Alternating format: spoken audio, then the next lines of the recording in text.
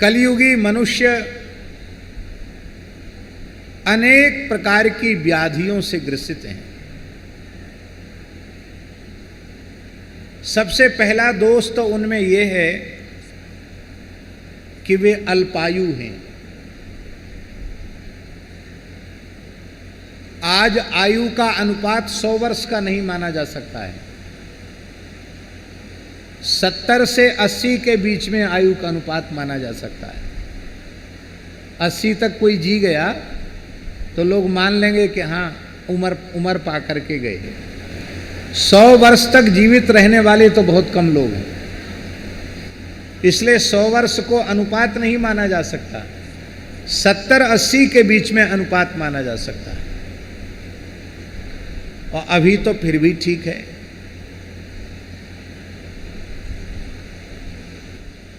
लघु जीवन संबत पंचदशा, आगे जब कलयुग घोर कलिकाल आएगा तो जो 15 वर्ष की आयु तक जीवित रह जाएगा उसको उस तरह से आदर सम्मान मिलेगा जैसे आज कोई 100 साल तक जीता है तो उसको आदर सम्मान मिलता है। अरे भैया पूरे 100 साल जिए, लोग कहेंगे वाह कितने दीर्घायु थे, पूरे 15 वर्ष जीवित रह करके गए। 15 वर्ष में ही नाती पोता सब हो जाएंगे।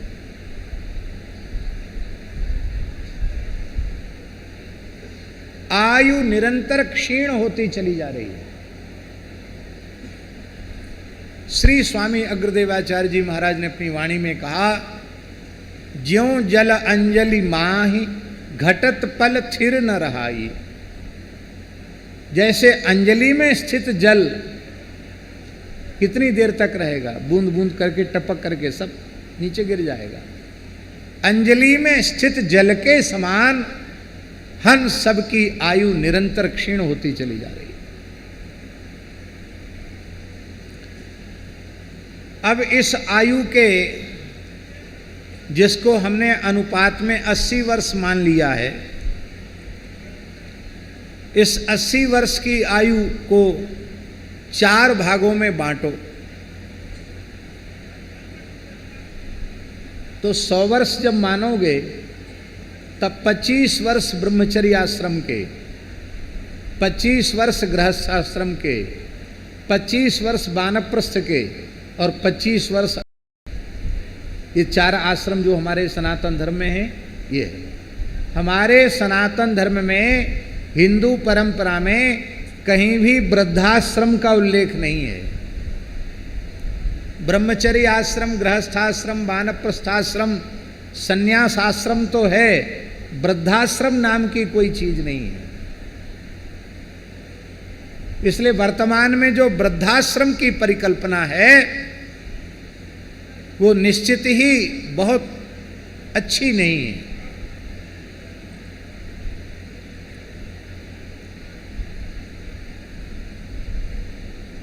महाराज जी, माता पिता में, बड़े बूढ़ों में ज्ञान वैराग्य का अभाव है।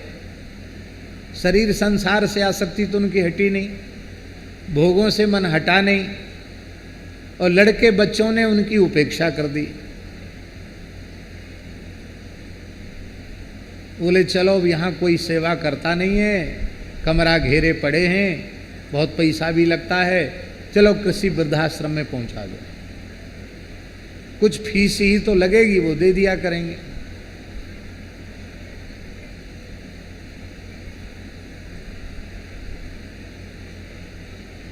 और ऐसी ऐसी घटनाएं समाज में निरंतर घट रही हैं कि उन घटनाओं का स्मरण करके अपने समय को नष्ट करने की आवश्यकता नहीं। अभी हम पूर्वोत्तर क्षेत्र के भ्रमण में थे, जहाँ बहुत तेजी से धर्मांतरण हो रहा है। मिजोरम, त्रिपुरा, अरुणाचलम, आसाम, इस क्षेत्र में भ्रमण में थे, तो उसी समय की वहाँ की एक घटना है, असम प्रदेश की। एक वृद्धा माँ ने असमय में अपनी पति की मृत्यु होने के पश्चात अपनी 4 बेटियों को दूसरों के घरों में नौकरी करके भीख मांग करके अपने सारे जीवन को दांव पर लगाकर पढ़ाया लिखाया, उनका विवाह आदि किया और जो कुछ छोटी मोटी उनके पास जमीन या मकान था वो भी अपनी बेटियों को ही लिख दिया। अब वृद्ध हुई तो 4 बेटी और 4 जमाई में से एक भी ऐसा नहीं निकला जिसको अपनी वृद्धा माँ की चिंता हो, सास की चिंता हो और ले जाकर उसे एक वृद्धाश्रम में भेजाए। वृद्धाश्रम भी एक तरह के ऐसे केंद्र हैं जैसे वर्तमान में शिक्षा के केंद्र, उनमें भी फीस लगती है, उसी के अनुसार सुविधा मिलती है। कम पैसा दे तो कम सुविधा, ज़्यादा पैसा दे तो ज़्यादा सुविधा। तो वो भी एक प्रकार का व्यवसाय जैसा हो गया। जैसे इस समय शिक्षा भी एक बहुत बड़ा व्यवसाय है, उसमें परोपकार नहीं है।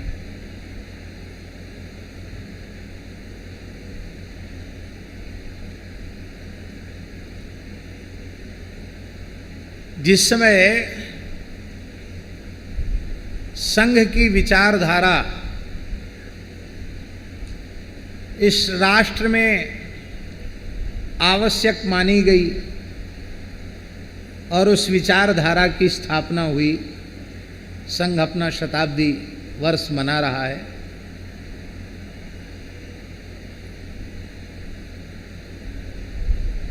उस समय की जो संघ की परिकल्पना थी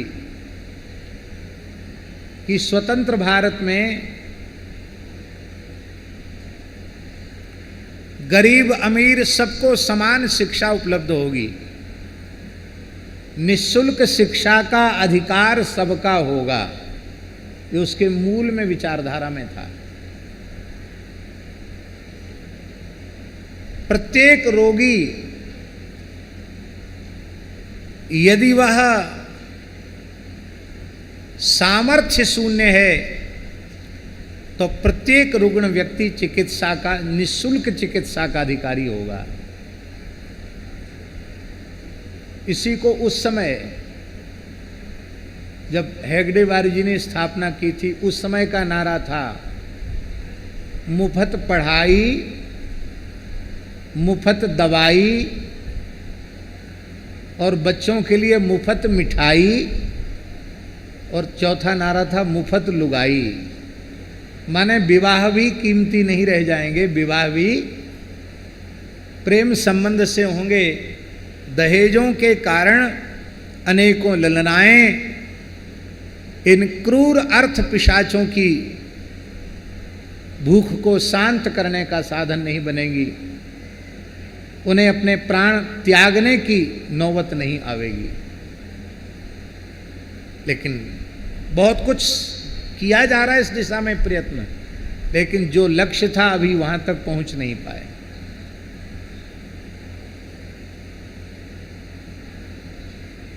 तो वो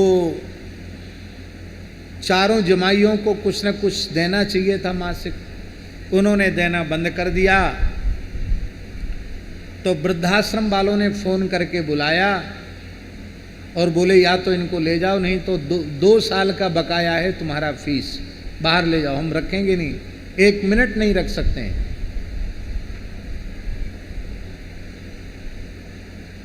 बोले ठीक है अभी हम ले जाते हैं और आपकी 2 वर्ष का जो फीस है उसको जमा कर देंगे। और ले जा करके अर्धरात्रि के समय बरसते हुए भयंकर पानी में उस वृद्धा माँ को रोड के किनारे टैक्सी से उतार के चले गए, अपने अपने निवास पर चले गए।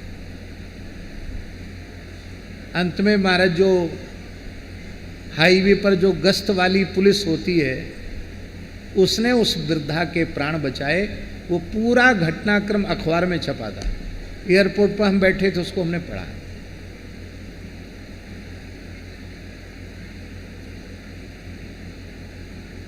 वानप्रस्थ की जो परंपरा है, बहुत ध्यान से सुने, ये विषय बहुत स्मरण के योग्य है। वानप्रस्थ की जो परंपरा है वो हमारे वैदिक सनातन धर्म की एक बहुत महत्वपूर्ण परंपरा है, क्योंकि यहां तो विवेक जगा नहीं, और विवेक जगे बिना जबरदस्ती उनको घर से बाहर कर दिया गया, और यहां विवेक पूर्वक घर छोड़ा गया। होए न विषय विराग, भवन बसथवा चौथपन, हृदय बहुत दुख लाग, जन्म गयो हरि भजन बिन, बरबस राज सुतहि नृप दीना, नारी समेत गवन बन कीना। ये विवेक पूर्वक है। तो ये जो विवेकपूर्ण परंपरा थी, इस परंपरा का प्रभाव यह था कि परंपरा की जो संतति है वो भी यही सोचती थी। हमारे पिताजी ने जैसे वानप्रस्थ का पवित्र तपोमय जीवन व्यतीत किया और अंत में सबसे उपराम होकर के, संन्यस्त होकर के उन्होंने मोक्ष को प्राप्त किया, भगवान की नित्य सन्निधि प्राप्त की, हम भी उसी प्रकार से अपने जीवन का यापन करेंगे, हम भी उन्हीं के पद चिन्हों पर चलेंगे। वो परंपरा समाप्त हो गई। अब 25-25 वर्ष वाली बात तो समाप्त हो गई, क्यों? जब 100 वर्ष जीवन था तब 25-25 वर्ष में चारों आश्रमों का विभाजन था। अब जब 80 वर्ष हो गया तो 20 वर्ष ब्रह्मचर्याश्रम के, 20 वर्ष गृहस्थाश्रम के, 20 वर्ष वानप्रस्थ के और 20 वर्ष संन्यास के। यही माना जाएगा कि नहीं माना जाएगा? अब विवाह हो रहे हैं 30-35 वर्ष की आयु में।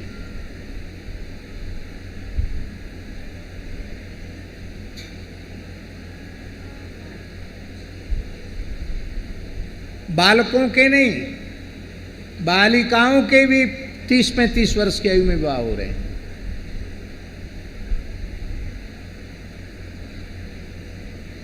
किस प्रकार के दाम्पत्य सुख की आप परिकल्पना कर रहे हो? इतने लंबे समय के बाद विवाह करने पर कब आपकी संतान होगी? कब उस संतान के भरण पोषण, शिक्षा दीक्षा में और उनके विवाह आदि करने का ध्यान आप कब दे पाएंगे? इसलिए वर्तमान समय में घटती हुई हिंदुओं की संख्या को बचाने का एक ही उपाय है कि 18 से 20 वर्ष की आयु तक हर हालत में कन्याओं का विवाह कर दें और 20 से 22 वर्ष के भीतर हर हालत में अपने पुत्र का विवाह कर दें, तो आप सुखमय गृहस्थ जीवन की कल्पना कर सकते हैं। और अत्यंत दुर्भाग्य की बात, बड़ी आयु में विवाह करने के बाद संतान की समस्या पैदा हो जाती है। और यह भी एक कारण है, हिंदुओं की संख्या निरंतर घटती चली जा रही है।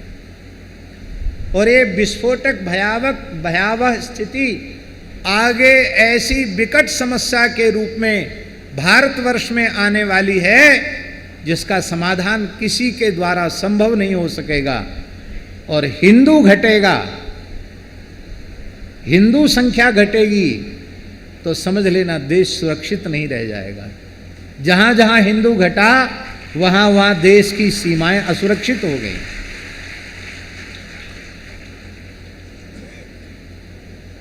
इसलिए हिंदुओं का घटना नहीं, हिंदुओं का संगठित रहना और इनकी संख्या वृद्धि कम न हो, बढ़ी रहे, ये बहुत जरूरी है।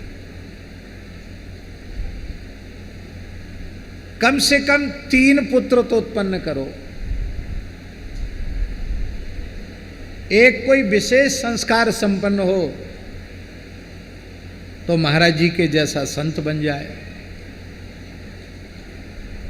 एक कोई राष्ट्रभक्त हो, शूरता वीरता वाला हो तो भारत माता की सेवा में चाहे जल सेना में, चाहे थल सेना में अथवा वायु सेना में अपने आप को समर्पित करके राष्ट्र की सेवा में, राष्ट्र के काम में आवे। और कम से कम एक लड़का हो वो बुढ़ापे में अंतिम क्षण तक अपने माता पिता के निकट रहकर उनकी सेवा करे। अब एक ही संतान है, आरक्षण के इस महाअसुर के कारण योग्यता का आदर है नहीं।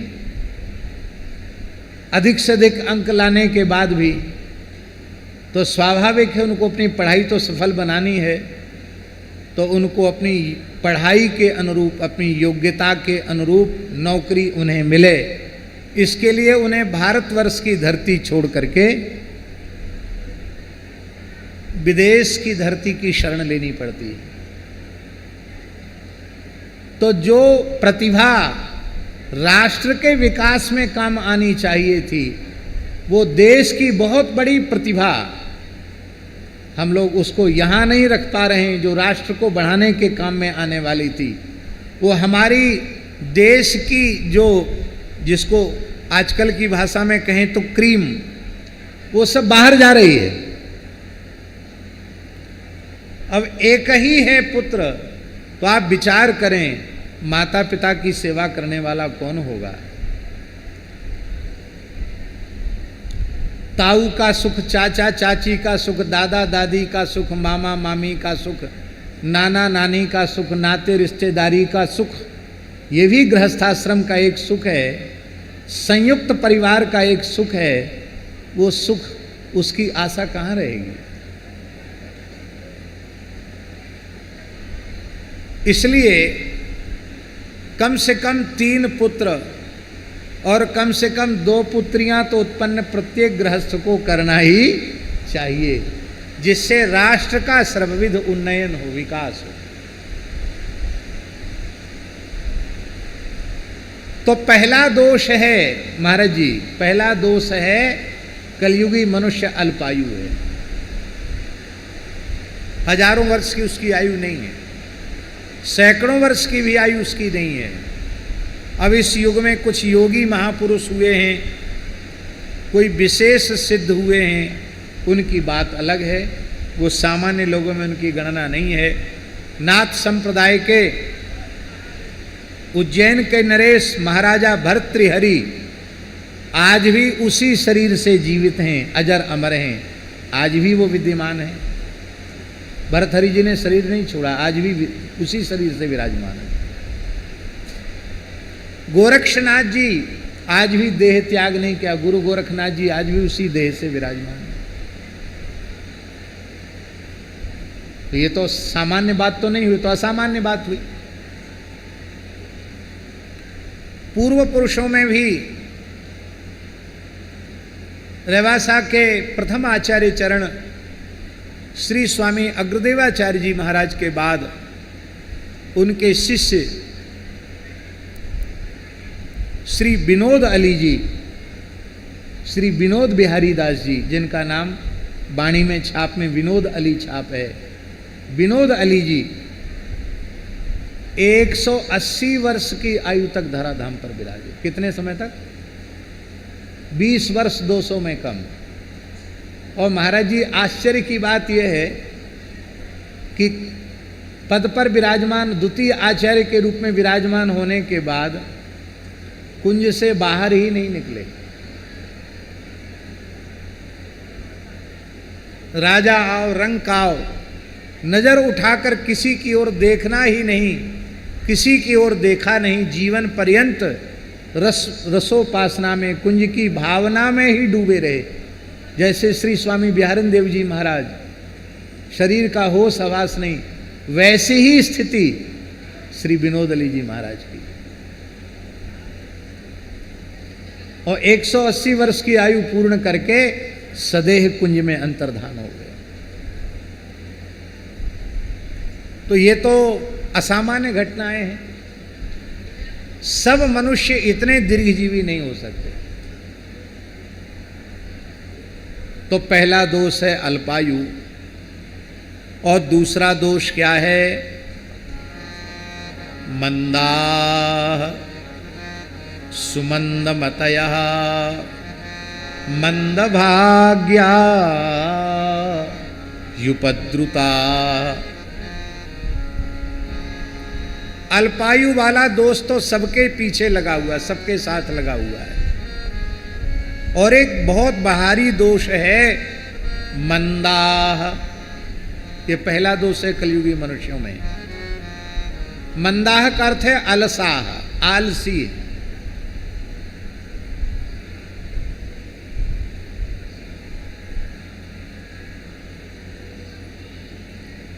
आज पूज्य परमहंस श्री राममंगल दास जी महाराज के ग्रंथ में सुन रहे थे,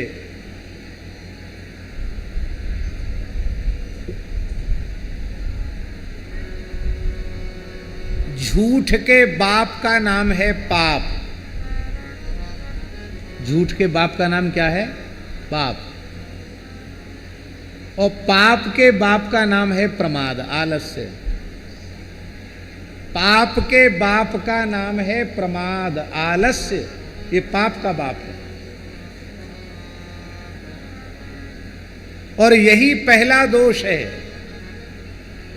हम साधन में आलसी हैं, भोजन में आलसी नहीं है, संसार के प्रपंच में भी आलसी नहीं है, लेकिन भजन में आलसी हैं, सत्संग में आलसी हैं। राम भजन में आलसी, भोजन को होशियार, तुलसी ऐसे जीव को बार बार धिक्कार। ये पहला दोष है, हम साधन में प्रमाद करते हैं। भैया बड़ी विनम्रता पूर्वक हमारी प्रार्थना है कि संसार के समस्त व्यवहार करते हुए भी आप अपनी गुरु परंपरा से प्राप्त साधन से कभी उदासीन न हो, और जो साधन कृपा करके गुरुजनों ने बताया है उसको अक्षरशः आजीवन उसका पालन करें। उतना साधन नियम से नित्य करें। बढ़ जाए ये बहुत अच्छी बात है, लेकिन जितना बताया है उससे कम न हो। आगे बढ़े बहुत अच्छी बात है, पर उससे कम न हो। भोजन में प्रमाद हो जाए, शयन में प्रमाद हो जाए, पर साधन में प्रमाद न हो, सत्संग में प्रमाद न हो, तो जीव के कल्याण में कोई बाधा नहीं है। तो पहला दोष है वो भजन साधन सत्संग सेवा में आलसी है। ये पहला दोष।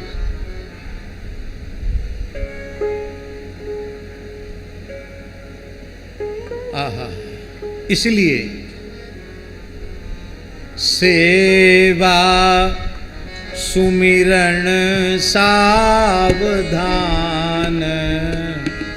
चरण राघव चित लाए। सेवा सुमिरन सावधान, चरण राघव चित लाए। सदाचार ज्यों संत प्राप्त जैसे करिया।